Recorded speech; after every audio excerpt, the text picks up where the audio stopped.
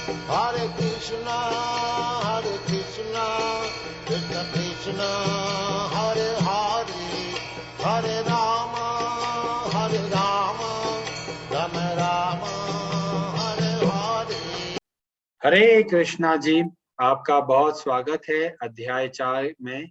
और ये तीसरे अध्याय में भगवान श्री कृष्ण ने जब काम रूपी शत्रु पे विजय प्राप्त करने के बाद में भगवान अपनी तरफ से कुछ बातें बता रहे हैं।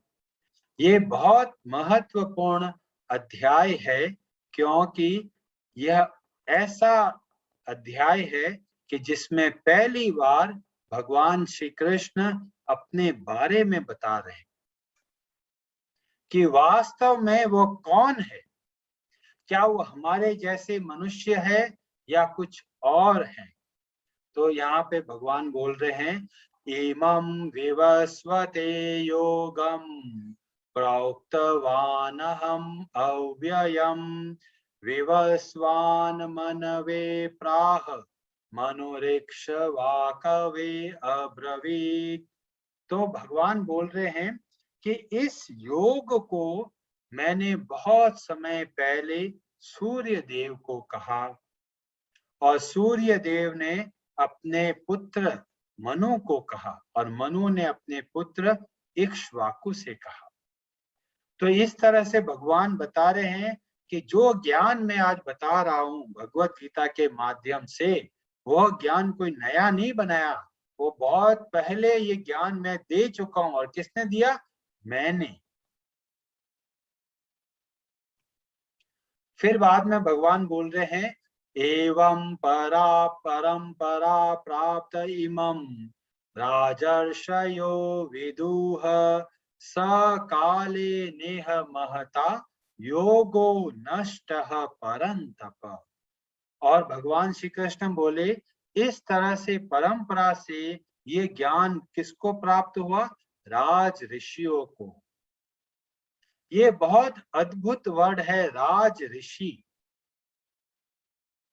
राज ऋषि का मतलब हो गया राजा, पर उसका आचरण कैसा है? एक ऋषि की तरह त्याग मूर्ति है। और भगवान ने पिछले अध्याय 3 में जनक महाराज के बारे में बताते हैं और बोलते हैं कि इस तरह से हमें संसार में रहना चाहिए कि संसार का सारा कार्य करते हुए एक परिवार को चलाने के लिए कितना कष्ट होता है, कितना प्रयत्न करना पड़ता है, और एक राजा को पूरी प्रजा का ध्यान रखना होता है। तो बहुत बड़ी जिम्मेदारी है। तो ऐसी जिम्मेदारी में भी वो क्या करते हैं? ऋषि की तरह कार्य करते हैं। ऋषि की तरह मतलब संसार की सेवा समझकर, भगवान की सेवा समझ के कार्य करते हैं।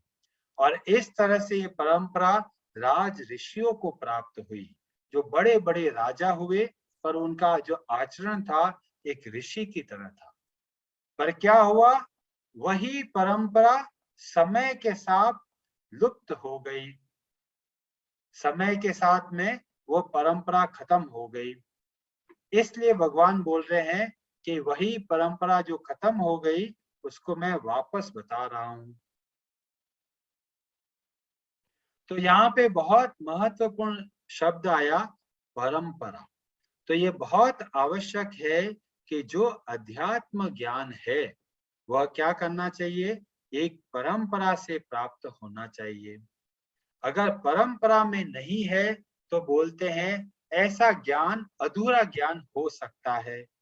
और किसका उदाहरण मिलता है? बहुत सारे उदाहरण मिलते हैं कि जैसे कि घर के अंदर हम लोग देखते हैं टीवी है। टीवी में बैठे बैठे हम लोग बहुत सारी चीजें देख सकते हैं, पर टीवी कैसे चल रही है? वो पावर सप्लाई लगाया, उसको पावर सप्लाई लगाया, पावर सप्लाई लगाया तो क्या हुआ? उसको टीवी को एनर्जी मिली और वो चालू हो गया। पर ये पावर सप्लाई का कनेक्शन कहाँ से आ रहा है? ये कनेक्टेड है कहाँ से? पावर सोर्स से। कोई पावर विद्युत बिजली घर है जहां पर जो बिजली बन रही है वहां से वायर जुड़े हुए हैं, तभी तक यहाँ तक वो शक्ति हमें प्राप्त हुई, विद्युत। इलेक्ट्रिसिटी प्राप्त हुई। अगर बीच में से वो वायर को कट कर दिया जाए तो क्या होगा? जो ज्ञान है, जो शक्ति है, जो हमें मिलना था, वो नहीं मिल पाएगा। इसलिए भगवान श्री कृष्ण ने बहुत जोर देके बताया कि ये जो आध्यात्मिक ज्ञान है उसको क्या करना है? एक परंपरा से प्राप्त करना है। और कलयुग में 4 परंपराएं, 4 वैष्णव संप्रदाय के बारे में वर्णन आता है। पहला बोला ब्रह्म संप्रदाय, जो कि ब्रह्मा जी से आया, मतलब भगवान श्री कृष्ण ने पहले ब्रह्मा जी को ज्ञान बताया। ब्रह्मा जी ने नारद जी को बोला, नारद जी ने वेद व्यास जी को बोला, और वेद व्यास जी ने मध्वाचार्य को बताया। और मध्वाचार्य वही है जो उडुपी श्री कृष्ण मंदिर के स्थापक है। तो इस तरह से ये परंपरा चालू हुई। तो इस परंपरा से अगर हम जुड़ते हैं तो ये गारंटी है कि ये जो परंपरा है सीधी भगवान श्री कृष्ण की भक्ति देने में सक्षम है। और दूसरी परंपरा के बारे में बताया जिसको बोला रुद्र संप्रदाय। अभी कई लोग बोलते हैं भाई ये रुद्र संप्रदाय क्या होता है, हमें तो सुना है कि भाई भगवान शिव की तो अलग ही संप्रदाय है। तो बोला नहीं, ये जो रुद्र संप्रदाय है जिसमें भगवान शिव पहले जो ज्ञान प्राप्त करते हैं भगवान श्री कृष्ण से, और उनके बाद विष्णु स्वामी नाम के बहुत बड़े आचार्य हुए और उनसे ये परंपरा आगे चली। इनको बोला गया रुद्र संप्रदाय।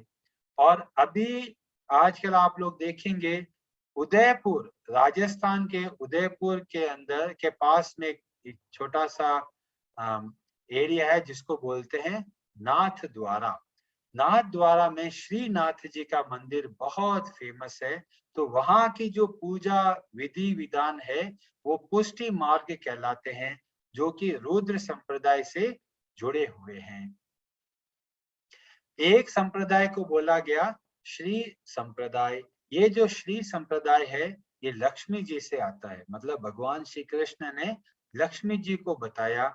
लक्ष्मी जी ने जो फिर आगे ये श्री रंगनाथ स्वामी त्रिची के अंदर जो भगवान श्री कृष्ण का मंदिर है, भगवान विष्णु का मंदिर है, वहां पर जो रामानुजाचार्य हुए वह इस परंपरा में आते हैं। तो आप देखेंगे कि उनसे संबंधित 108 दिव्य देश है, जैसे कि तिरुपति बालाजी हैं, पद्मनाभ स्वामी है, आदि केशव मंदिर है। ये सारे मंदिर का जो संप्रदाय है उनको बोला गया श्री संप्रदाय। और एक संप्रदाय है जिसको बोला कुमार संप्रदाय। और कुमार संप्रदाय में जो मुख्य रूप में आते हैं निम्बार्क आचार्य और निम्बादित्य। ये जो आचार्य हुए ये भी बहुत उच्च कोटि के भक्ति के बारे में बताया। तो कलियुग में ये 4 संप्रदायों के बारे में वर्णन आता है। अभी कहीं बोलेंगे ये 4 ही है, ज्यादा है, कम है, कैसे पता चलेगा? तो वर्णन आता है पद्म पुराण में। पद्म पुराण में वर्णन आता है और ये हमें मिलता है एक पुस्तक जिसका नाम है प्रमेय रत्नावली। ये पुस्तक लिखी गई है बलदेव विद्याभूषण द्वारा। वो कौन है उसके बारे में चर्चा थोड़ी देर बाद में करेंगे। तो यहाँ पर पद्म पुराण का एक श्लोक बताया जाता है। इसमें बोला गया अतः कलौ भविष्यन्ति चत्वारः संप्रदायिनः। अतः कलौ मतलब कलियुग, भविष्यन्ति होंगे क्या? चत्वार मतलब 4, संप्रदायिनः 4 संप्रदाय होंगे। कौन से होंगे? तो यहाँ पे लिखा है श्री ब्रह्म रुद्र सनका वैष्णवा क्षिति पावना। ये 4 वैष्णव संप्रदाय होंगे। और उनके आचार्य कौन होंगे? तो बोला रामानुजम श्रीह, मतलब लक्ष्मी जी ज्ञान देती है रामानुजम को। और स्वी चक्रे मध्वाचार्य चतुर्मुख। चतुर्मुख मतलब ब्रह्मा जी के माध्यम से मध्वाचार्य को ज्ञान प्राप्त होता है। श्री विष्णु स्वामी रुद्रो, तो जो विष्णु स्वामी हुए वो वास्तव में रुद्र संप्रदाय के प्रवर्तक माने जाते हैं। तो इस तरह से ये श्लोक के माध्यम से हमें पता चलता है कलयुग के अंदर ये 4 वैष्णव संप्रदाय है, और अगर कोई व्यक्ति इनसे जुड़कर शिक्षा प्राप्त करता है तो उसकी पूरी गारंटी है कि वो भगवान की भक्ति को अच्छे से कर सकते हैं। तो संप्रदाय का ज्ञान पूर्ण है, पर साथ में फर्क पड़ता है कि जो साधक है उसके अंदर भी गुण होने चाहिए। और क्या गुण होना चाहिए, ये भगवान श्री कृष्ण कुछ समय बाद बताएंगे। और अगर इन संप्रदायों से जुड़े हुए नहीं है तो यहाँ पे बोला संप्रदाय विहीना, कोई संप्रदाय से रहित होकर अपने मनमानी तरीके से जो भगवान की भक्ति करने का प्रयत्न करते हैं, तो बोले ये मंत्रास्ते विफला मता, तो वो जो मंत्र का जाप करते हैं उसका विफल उतना परिणाम नहीं मिलेगा, और परिणाम मिलेगा भी नहीं कई जगह पे। तो ये बहुत आवश्यक है कि हमें अगर भक्ति करनी है तो ये 4 संप्रदाय में से किसी एक संप्रदाय से जुड़े होना चाहिए। अब बोलेंगे जी आप हमें इतनी सारी बातें बता रहे हो, आप कौन से संप्रदाय से हो? तो बोला कि हम लोग जिसको बोलते हैं इस्कॉन मंदिर, या इसको बोलते हैं हरे कृष्णा मूवमेंट, ये कहाँ से जुड़ी हुई है? इसको बोलते हैं ब्रह्म मध्वा गौड़ीय संप्रदाय। तो हम वास्तविक रूप से ब्रह्म संप्रदाय से जुड़े हुए हैं। ब्रह्मा जी से ज्ञान जब मध्वाचार्य के पास पहुंचा, वहां से गौड़ीय, गौड़ीय मतलब गौड़ देश, गौड़ देश जिसे बोला बंगाल, मतलब श्री चैतन्य महाप्रभु से जुड़े हुए जो लोग हैं उनको बोला गया ब्रह्म मध्वा गौड़ीय संप्रदाय। अब कई लोग बोलेंगे ये तो हम पहली बार सुन रहे हैं, हमारे तो घर के पास में एक बाबा जी रहते हैं, 2 गली छोड़कर एक और बाबा जी रहते हैं, तो हमारे गांव के पास में 2 बाबा जी और रहते हैं, तो यहाँ तो भीड़ लगी हुई है बाबा की। जैसे एक बार एक व्यक्ति आपस में बातचीत कर रहे हैं, तो पूछते भी क्या कर रहा है जी? कि भाई हम सॉफ्टवेयर इंजीनियर हो। अच्छा, बहुत ही बढ़िया। कितना पैसा कमा लेते हो? कि जी जितना बस कुछ कुछ लाखों में कमा लेते हैं, 50 लाख 60 लाख। चलो ठीक है, बस इतना ही कमाते हो? क्या जी और कौन उससे भी ज्यादा कोई कमाता है? कि हाँ जी डॉक्टर और भी कमाते हैं। डॉक्टर और भी कमाते हैं? कि हाँ जी। और उसके आगे और कौन कमाता है? कि जो ये नेताजी होते हैं ये बहुत कमाते हैं, 1-2 घोटाले करेंगे, बहुत पैसा कमाते हैं, 1000 करोड़, सोच भी नहीं सकते इतना पैसा। कि ये और कोई कमाता है उससे अच्छा? कि उससे भी ज्यादा कमाते हैं बाबा जी, कई करोड़ों की प्रॉपर्टी होती है उनके पास। तो आजकल तो क्या हो गया, बाबा जी के नाम पर, गुरु जी के नाम पर, गुरुदेव के नाम पर, सदगुरु के नाम पर आपको बहुत सारे लोग मिलेंगे। तो हमें क्या करना है, हमें पता करना चाहिए कि कोई व्यक्ति जो अपने आप को गुरु बोलते हैं वो कौन से संप्रदाय से है। अगर ये वैष्णव संप्रदाय से जुड़े हुए नहीं है तो भगवान श्री कृष्ण की भक्ति देने में समर्थ नहीं है। छोटा मोटा फायदा दे सकते हैं आपको, बीमारी सही कर दी, कुछ बिजनेस में फायदा करवा देंगे, पर भगवान की भक्ति प्राप्त कराना बहुत ही असंभव है। तो इसलिए बोला कि हमें जब भगवान की भक्ति का अगर कोई मार्ग सीखना है तो एक परंपरा के अंतर्गत सीखना है। तो परंपरा का फायदा क्या होता है? कई लोग बोलेंगे ठीक है अभी हमारे गुरु बस हमारे अभी अभी बने हैं तो क्या प्रॉब्लम है? तो बोला कि परंपरा से क्या होता है, जो पहले बहुत बड़े बड़े आचार्य हुए, भक्त हुए, उनका जो ज्ञान है वह अगले जनरेशन को जाता है। अतः जो अंतिम जो गुरु होते हैं उनके पास पूरी परंपरा का ज्ञान होता है, और इसलिए जब वो कोई तात्पर्य बताते हैं तो उसका मतलब है उन तात्पर्य को उन्होंने पूरे परंपरा के सभी लोगों का आशीर्वाद है। तो इसलिए बोला कि ऐसी परंपरा से हम अगर ज्ञान प्राप्त करते हैं, भगवान श्री कृष्ण के बारे में पता करते हैं, तो वो ज्ञान हमारा पूर्ण हो सकता है और हमें भगवान की विशुद्ध भक्ति प्राप्त हो सकती है। तो ये बहुत आवश्यक है कि बहुत सारे बाबा हैं, गुरु हैं इस कलयुग में, और ये बताया भी गया है कलयुग में बहुत सारे ढोंगी लोग होंगे। तो कैसे पता करें? तो बोला 3 बातें हैं, गुरु, साधु और शास्त्र। ये तीनों एक लाइन में बोलना चाहिए। मतलब जो शास्त्र बोलते हैं वही साधु बोलेंगे, और जो साधु बोलते हैं वही एक गुरु बोलेगा। अगर किसी का गुरु शास्त्र के बारे में नहीं बताता, तो इसका मतलब उन्होंने शास्त्र का अध्ययन नहीं किया है। अपने 4 वेद, 108 उपनिषद, 18 पुराण, 2 इतिहास, इतना ज्ञान है, पर फिर भी लोग क्या करते हैं? अपने मन से बातें बना के बोलते हैं। छोटी छोटी स्टोरी सुना देंगे आपको, बोलेंगे जी नशा मत करो, थोड़ा बोल देंगे प्राणायाम कर लो, थोड़ा बोलेंगे आसन कर लो। ऐसे गुरु से हमें लाभ नहीं मिलेगा। शरीर को लाभ मिल सकता है, स्वस्थ हो सकते हैं कुछ समय के लिए, पर भगवान की भक्ति प्राप्त नहीं हो सकती। और बिना भगवान की भक्ति के मार्ग में आगे बढ़े, इस संसार के बंधन से मुक्त नहीं हो सकते। तो जो इस्कॉन के फाउंडर आचार्य है प्रभुपाद जी, उनका जो पुस्तक में जो तात्पर्य बताया, वास्तव में हम समझ सकते हैं कि उन्होंने जो जो तात्पर्य दिया, वो पूरी परंपरा के जो बड़े बड़े भक्त हुए, उनके माध्यम से ये ज्ञान हमें प्राप्त हो रहा है।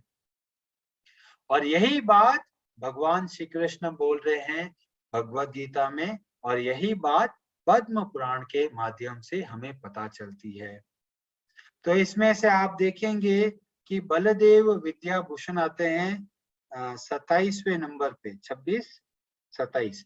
तो ये बलदेव विद्याभूषण जी हैं जिन्होंने वेदांत सूत्र पर अपना कमेंट्री लिखी। बहुत बड़े विद्वान हुए, और उन्होंने ये पद्म पुराण का श्लोक बताया कि इस श्लोक के माध्यम से हमें पता चलता है कि परंपरा से जुड़ना बहुत आवश्यक है। अभी कई लोग बोलेंगे जी हमारे तो गुरु जी तो परंपरा में आते हैं, कि ठीक है जी परंपरा बताओ, कि जी वो मालूम नहीं है, पर उनके भी गुरु थे, और उनके भी गुरु थे, और उनके भी गुरु थे। तो ये बहुत आवश्यक है कि पता करना कि ये जो लाइन है कहीं टूटी हुई तो नहीं है, 10 जनरेशन के बाद वहीं तो कट नहीं हो गया। तो ये बहुत आवश्यक है कि हमें पता होना चाहिए कि हम किसकी बातें को सीख कर अपने जीवन को बदलने चले हैं। कम से कम ऐसे गुरु के बारे में पता होना चाहिए। नहीं तो क्या होगा, व्यक्ति कहेगा जी मेरे को हीरा चाहिए, तो मार्केट में जाएंगे तो बहुत सारे व्यापारी मिलेंगे, कोई ठग भी मिलेगा, कोई बोलेगा यही है हीरा, कांच का टुकड़ा दिखा के बोलेंगे हीरा ही तो है ये। अब हमें पता नहीं, आम जनता को पता ही नहीं भगवत गीता में क्या लिखा है, भागवतम में क्या लिखा है। तो बेचारे जो सामने वाला बोलता है वो सुन लेते हैं और समझते भी यही ज्ञान है। इसलिए हम लोग प्रयत्न कर रहे हैं कि आप सब लोग अपना जो भ्रमित नहीं हो, कई लोगों के बहकावे में नहीं आओ। इसलिए हम लोग जब भी कुछ बता रहे हैं, शास्त्रों का प्रमाण आपके सामने दिखाते हैं कि देखिए इस पुराण में ऐसा लिखा है, भगवत गीता में ऐसा लिखा है। इस ज्ञान को प्राप्त कीजिए और फिर निर्णय लीजिए। अगर हमें पता नहीं है भगवत गीता में क्या लिखा है, कोई भी हमें बेवकूफ बना सकता है। क्यों? क्योंकि हमने पढ़ा ही नहीं है। इसलिए हमारा ये प्रयत्न है, आप भगवत गीता को अच्छे से समझिए, प्रश्न कीजिए, ज्ञान को अच्छे से समझकर, ताकि कल को आप किसी से बातचीत करोगे तो आपको पता चलेगा कि भाई ये वास्तव में भगवत गीता में लिखा है या नहीं। तो इस तरह से भगवान जब परंपरा के बारे में बोला, अब भगवान बोल रहे हैं कि मैं भगवत गीता तुम्हें क्यों बता रहा हूं, मुझे क्या आवश्यकता है। तो बोला भक्तोसी में सखा चेति रहस्यम ये तदुत्तमम। तुम मेरे भक्त हो और मेरे भक्त मुझे बहुत प्रिय है, और साथ में तुम मेरे भक्ति करते हो कैसे? सखा भाव में। आगे भगवान बताएंगे कि अर्जुन के अंदर द्वेष का भाव नहीं है, दूसरों के अंदर दोष नहीं देखते, और यह बहुत बड़ी क्वालिटी है भगवत गीता को समझने की।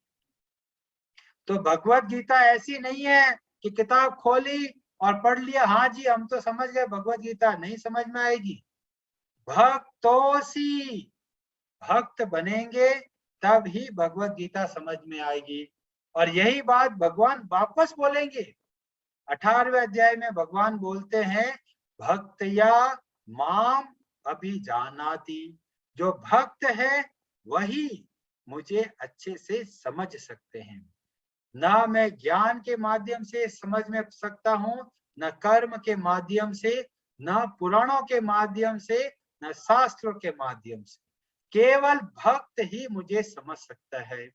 इसलिए बोला गया अगर आपको भगवत गीता समझनी है तो भगवान के भक्तों से समझिए, अन्यथा आपको भ्रमित कर देंगे और अपनी भक्ति का भी नाश कर सकते हैं।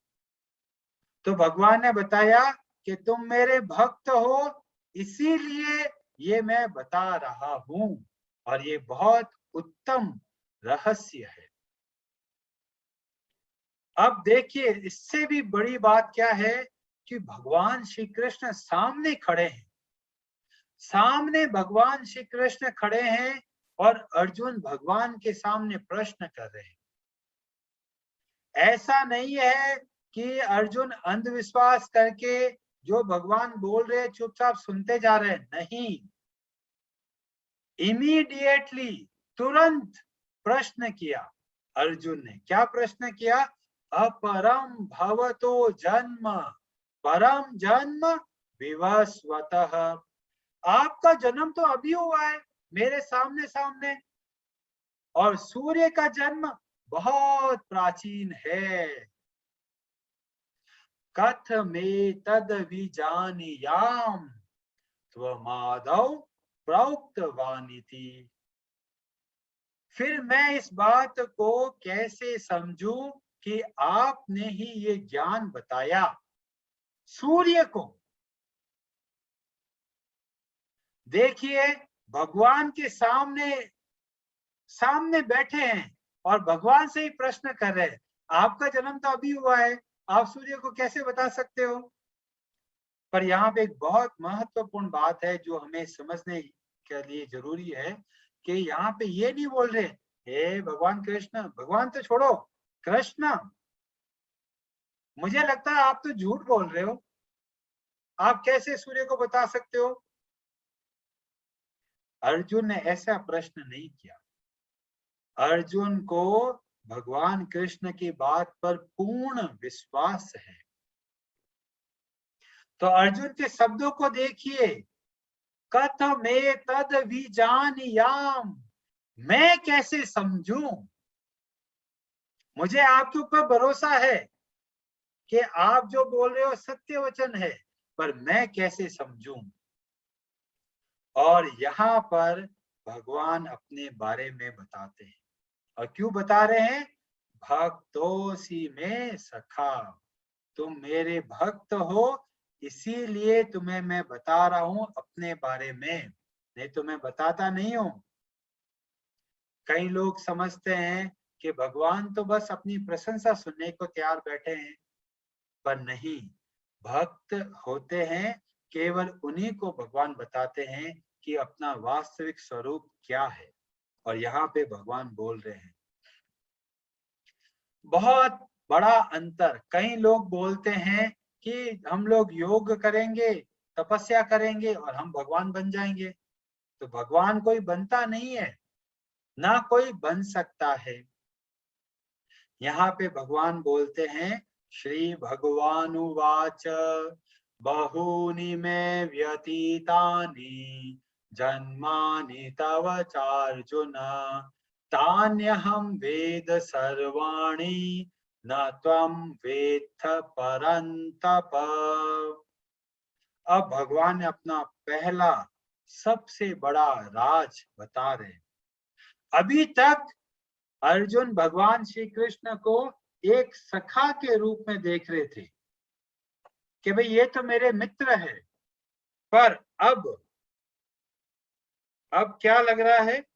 अब भगवान बोल रहे हैं कि तुम्हारे और मेरे बहुत से जन्म हुए हैं, बहुत सारे। और महत्वपूर्ण बात क्या है?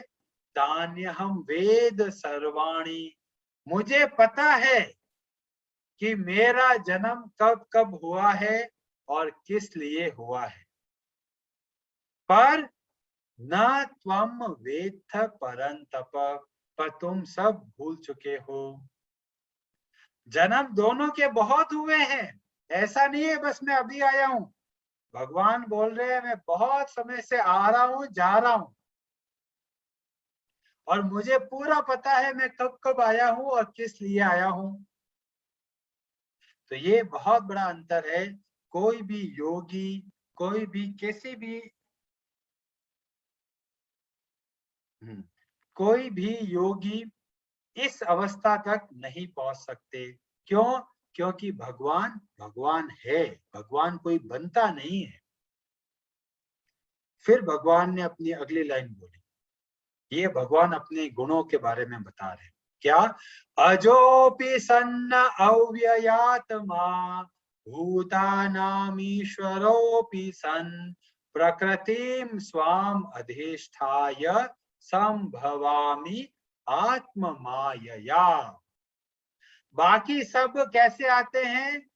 कोई धक्का मार के लेके आता है, बलपूर्वक उनको संसार में आना पड़ता है, पर मैं अपनी इच्छा से आता हूं। कैसे आता हूं? प्रकृतिम स्वाम अधिष्ठाय, मैं अपनी प्रकृति को अपने वश में कर जब मेरी इच्छा होती है तब मैं आता हूं।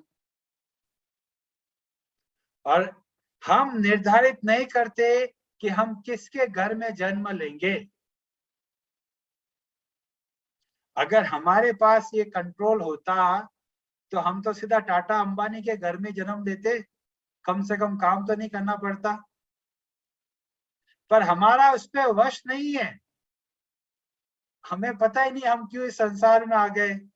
हमारे माता पिता का चयन हमने नहीं किया। पर भगवान बोल रहे हैं प्रकृतिम स्वाम अधिष्ठाय, मैं पूर्ण स्वतंत्र हूं और अपनी इच्छा से प्रकट होता हूं जहां पे मेरे को जाना होता है। मैं स्वयं प्रकट होता हूं, कोई मुझे बलपूर्वक नहीं ले आ सकता है।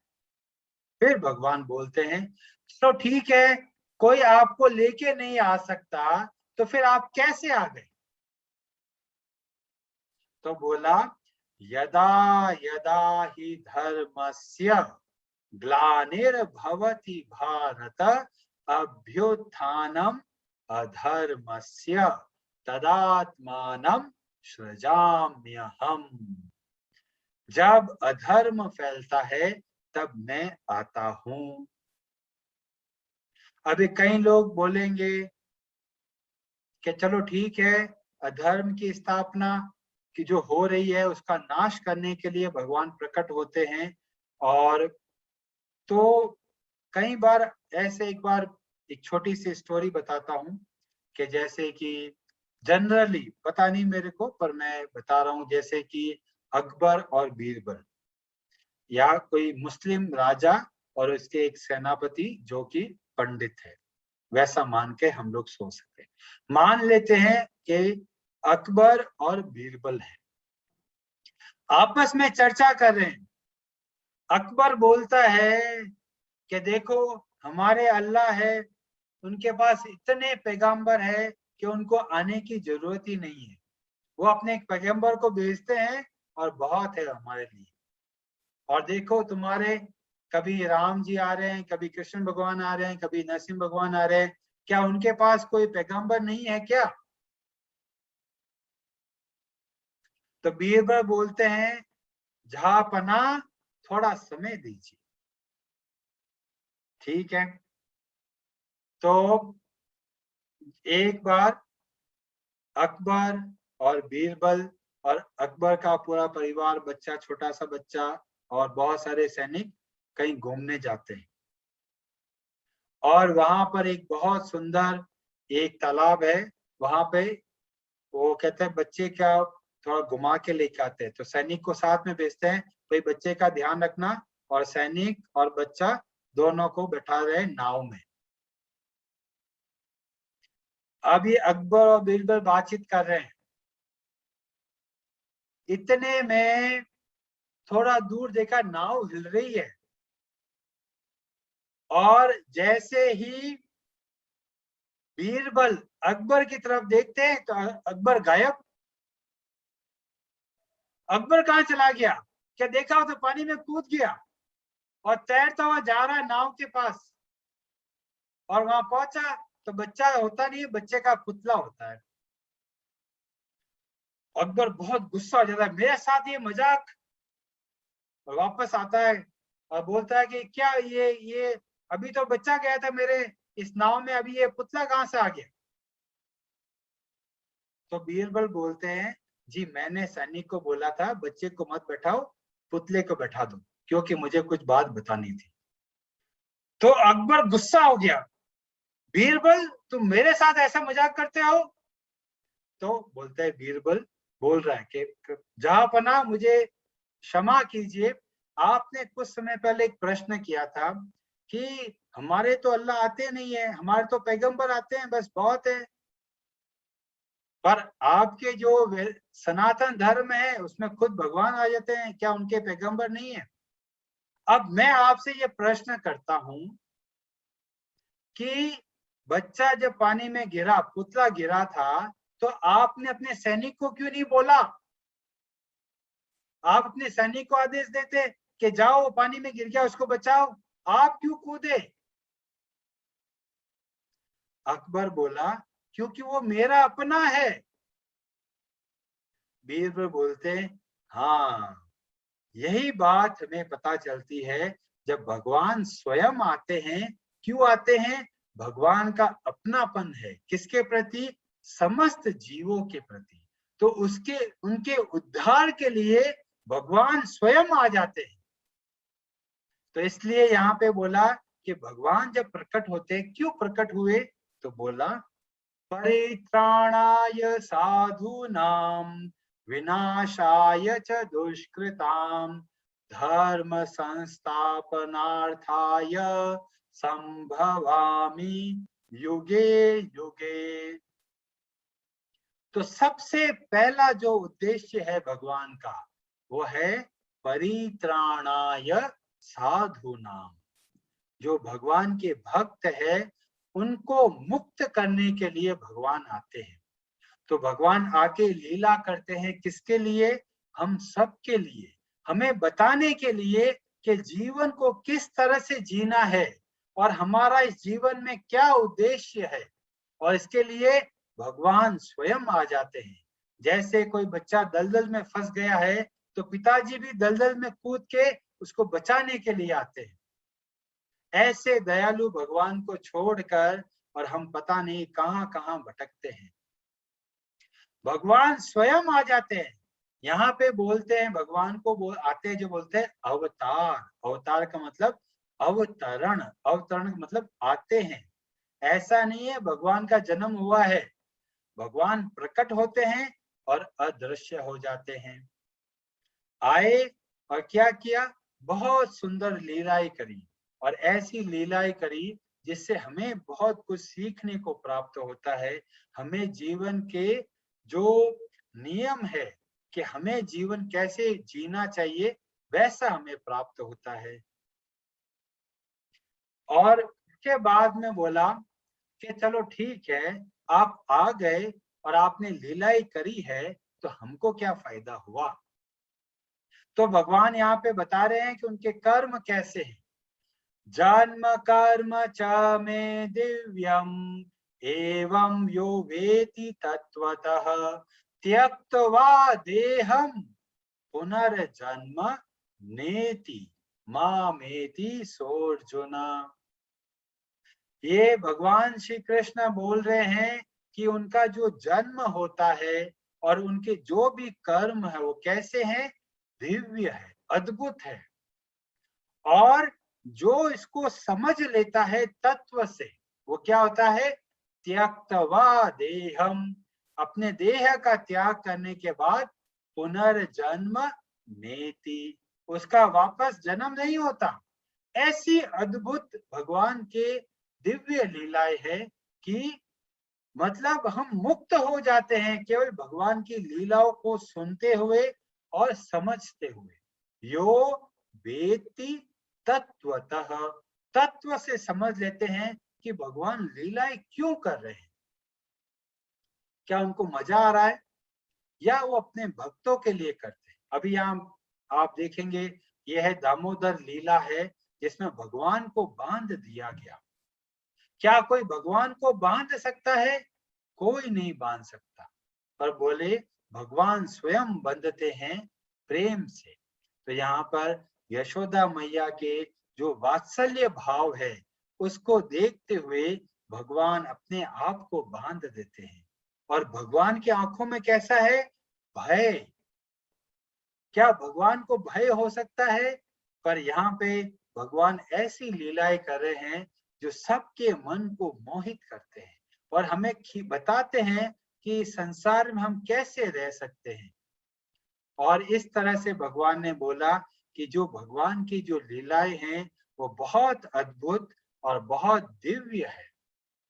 इतनी दिव्य है कि केवल समझने मात्र से ही हमारा कल्याण हो सकता है। पुनर्जन्म नेति, उनका पुनर्जन्म नहीं होता। तो सिंपल रूप से देखा जाए तो भगवान ने अंतर बताया उनके बीच में और बाकी सब जीवों के बीच में। तो भगवान का जो शरीर है वो 3 तत्वों से बना हुआ है जिसको बोलते हैं सत, चित और आनंद। और हम सबका शरीर कैसा बना हुआ है, 5 तत्वों का, पृथ्वी, जल, वायु, अग्नि और आकाश। तो भगवान का जो रूप है, भगवान का जो देह है वो बहुत ही दिव्य है। और उनके भगवान का जो जो शरीर है उसको बोलते हैं आध्यात्मिक देह। हमारी जो देह है वो है भौतिक देह। भौतिक देह है वो नश्वर है। भगवान ऐसा नहीं है कि लीला खत्म हुई, प्राण त्याग दिया, शरीर वहीं पे रह गया और चला गया, नहीं। भगवान स शरीर प्रकट होते हैं और स शरीर वापस जाते हैं। तो ऐसा नहीं है कि ये जो भगवान श्री कृष्ण आए हैं 5000 साल पहले, ये कोई सामान्य व्यक्ति है। बहुत सारे लोग समझते हैं, कोई समझता है पॉलिटिशियन है, कोई समझता है बहुत बड़ा नेता है, कोई बोलता है बहुत बड़ा सोशल रिफॉर्मर है, कोई बोलता है ऐसा है, कोई बोलता है वैसा है। पर जब हम भागवतम पढ़ते हैं तो हमें पता चलता है कृष्णस्तु भगवान स्वयं, ये साक्षात स्वयं भगवान है जो प्रकट होकर हमें सिखाते हैं कि जीवन को कैसे जीना चाहिए। और यहाँ पे फिर भगवान तो पहला अपने बारे में बताया, फिर भगवान ने बताया कि उनका जो आचरण है वो कैसा आचरण है। तो बोलते हैं ये यथा माम प्रपद्यन्ते तांस्तथैव भजाम्यहम् मम वर्तमानुवर्तन्ते मनुष्याः पार्थ सर्वशः। जो जिस भाव से मेरी शरण में आता है मैं उसके अनुरूप उनको फल देते हैं। कोई जितना तीव्र भक्ति करता है भगवान उतने ही अति शीघ्र प्रकट होते हैं। हम लोग क्या करते हैं, आराम से भगवान की भक्ति करते हैं, सोचते हैं अभी तो बहुत लंबा समय है, भगवत गीता तो रिटायरमेंट का प्रोग्राम है, अभी तो जीवन के मजे लूटने हैं, अभी भगवत गीता पढ़ेंगे तो जीवन में नीरस हो जाएंगे, सूखा सूखा हो जाएगा, मजा नहीं चला जाएगा अगर हम अध्यात्म ले लेंगे। तो भगवान गारंटी देते हैं आगे कि जो भक्ति में रहता है उनको जो आनंद मिलता है वो बहुत दिव्य आनंद प्राप्त होता है।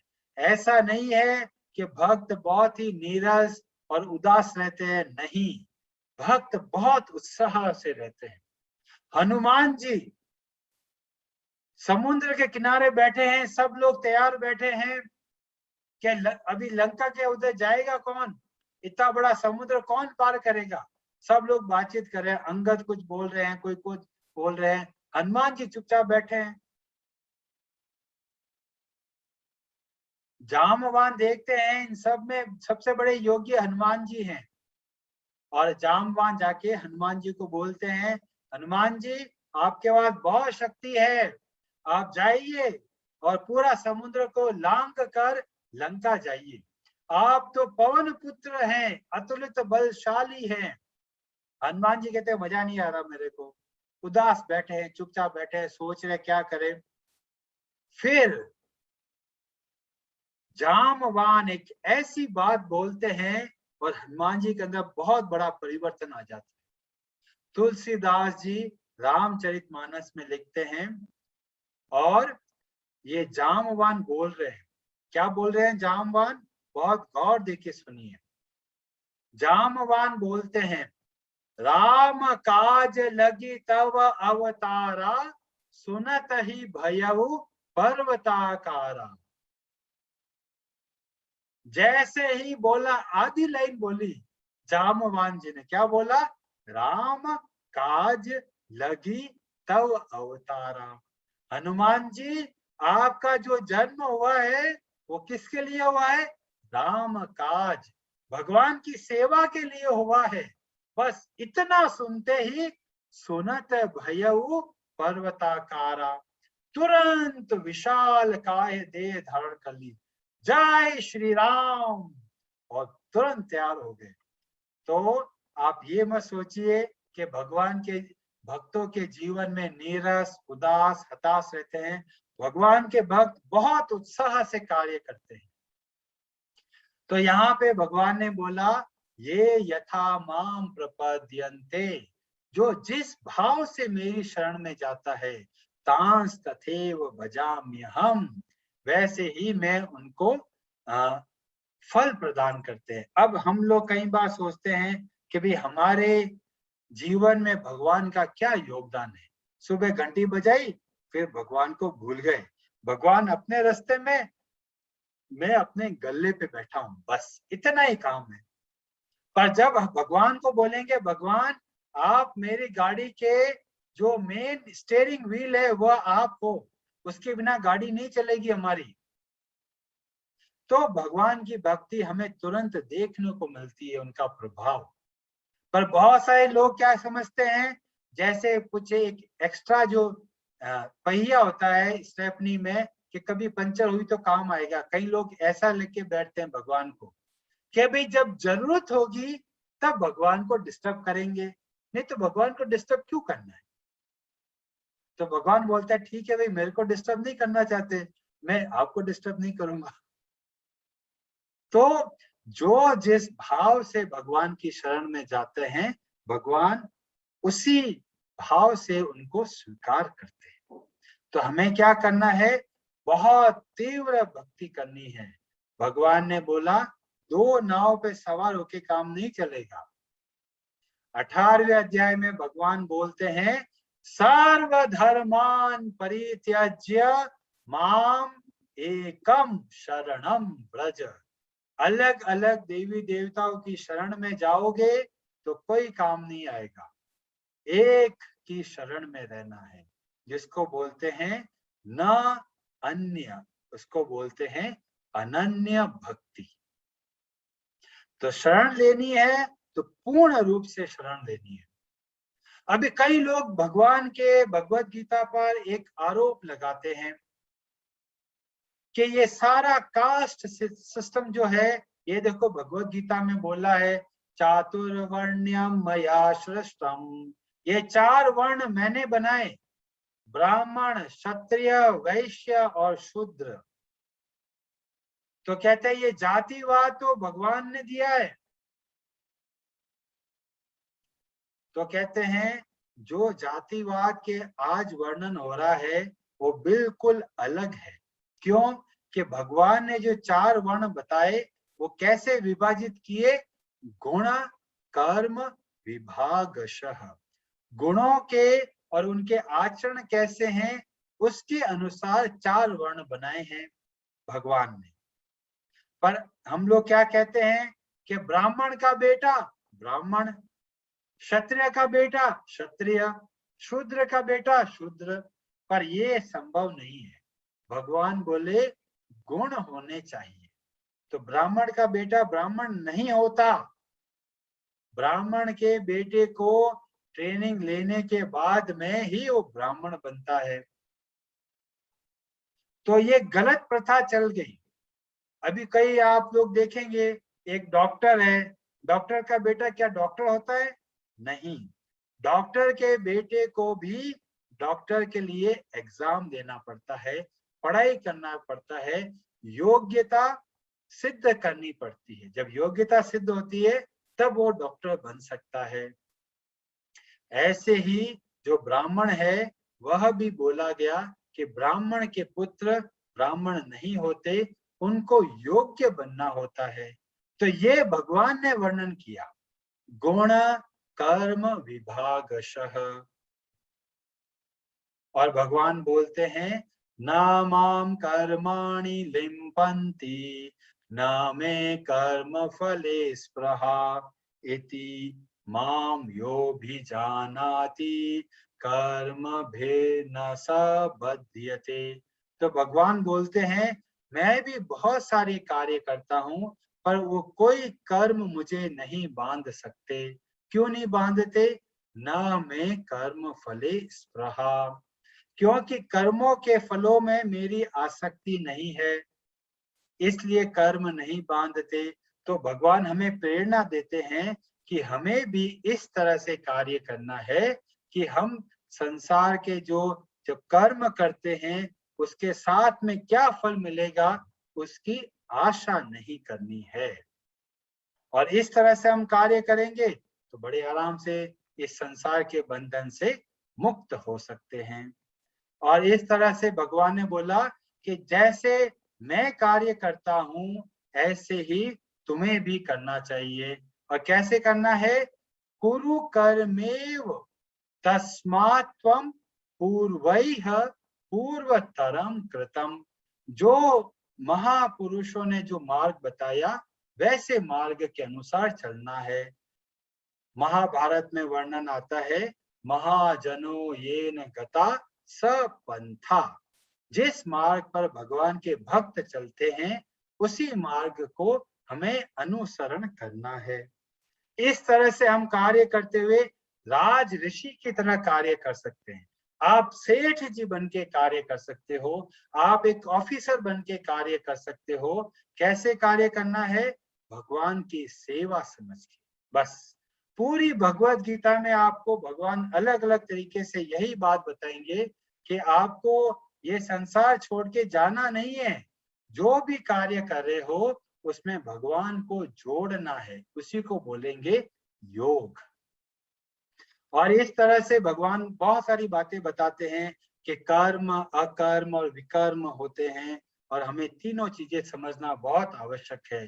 कर्म का मतलब वह है जो हमें